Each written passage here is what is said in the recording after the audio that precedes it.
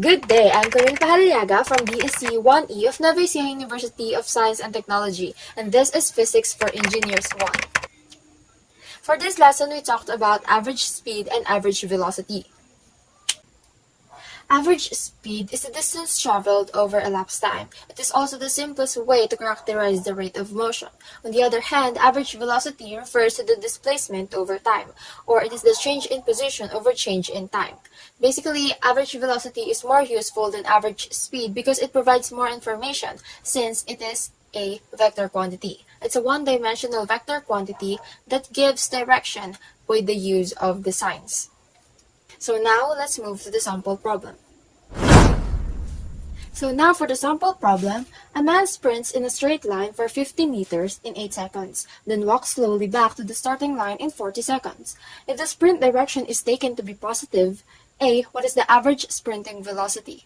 B. What is the average walking velocity? C. What is the average velocity for the complete round trip? And letter D, I added this one so we can also talk about the average speed. What is the average speed for the complete round trip? Now let's illustrate the problem. It says that a man took a sprint for 50 meters in 8 seconds. So this is when he sprints. This is 50 meter. And then he walks back slowly. Another 50 meter, but this time for 40 seconds.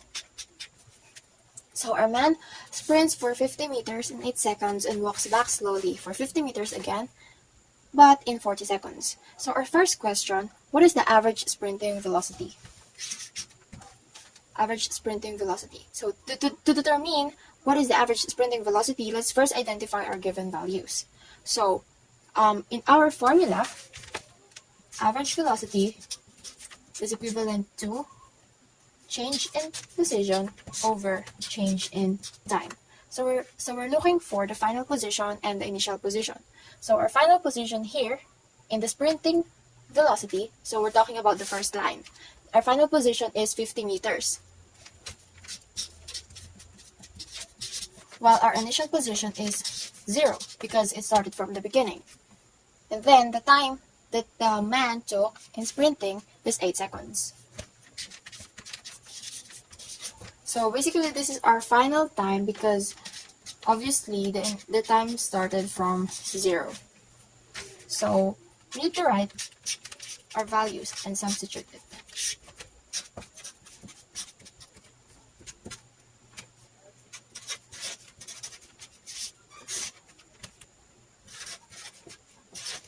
.25 meter per second, and that is our average velocity for sprinting.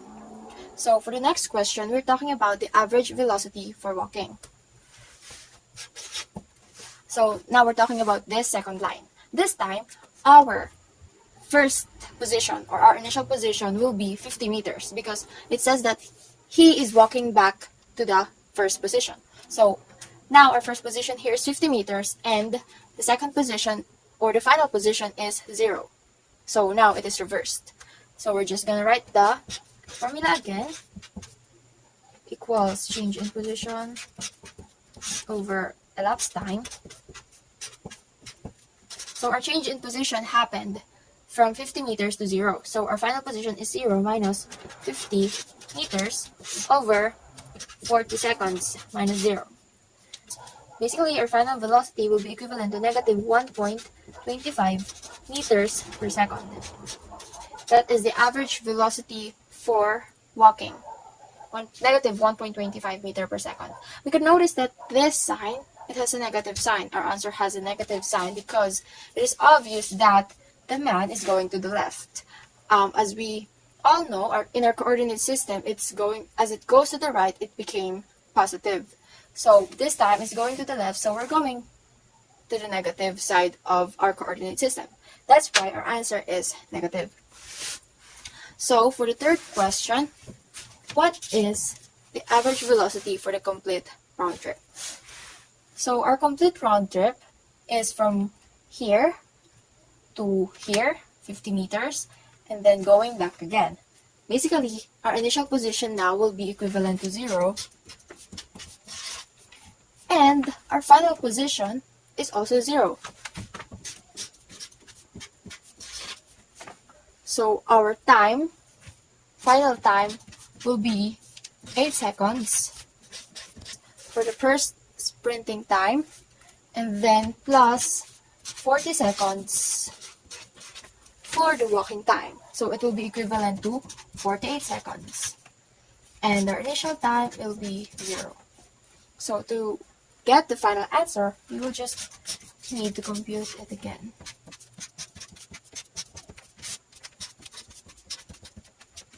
Substitute the values. 0 minus 0 over 48 seconds minus 0, 0. Since 0 minus 0 equals 0, and 0 divided by anything is also equals to 0, our final answer is 0. So the average velocity for the complete round trip will be equivalent to 0.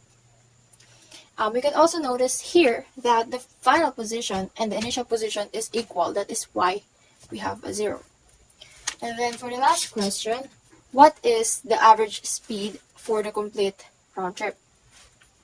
This time we're talking about the speed. And our formula for speed is average speed equals distance over elapsed time. So in computing the distance traveled is the total length that we or the man have traveled in both sprinting and walking. So 50 meters and another 50 meters will be 100 meters. And our time, or elapsed time, will be equivalent to 48 seconds too, because 8 seconds going here and then 40 seconds going back. So it will be 48 seconds. So average speed is equivalent to distance over elapsed time. 100 meters over 48 seconds is equivalent to 2.08 meters per second. And that is our average speed. So in this sample problem, our average velocity for sprinting is equivalent to 6.25 meters per second. Our average velocity for walking is equivalent to negative 1.25 meters per second. Our average velocity for the total round trip is equivalent to 0, and our average speed for the complete round trip is equivalent to 2.08 meters per second. Also note that the average speed is always positive since it has no direction or anything. And that's all for this presentation. Thank you so much for watching.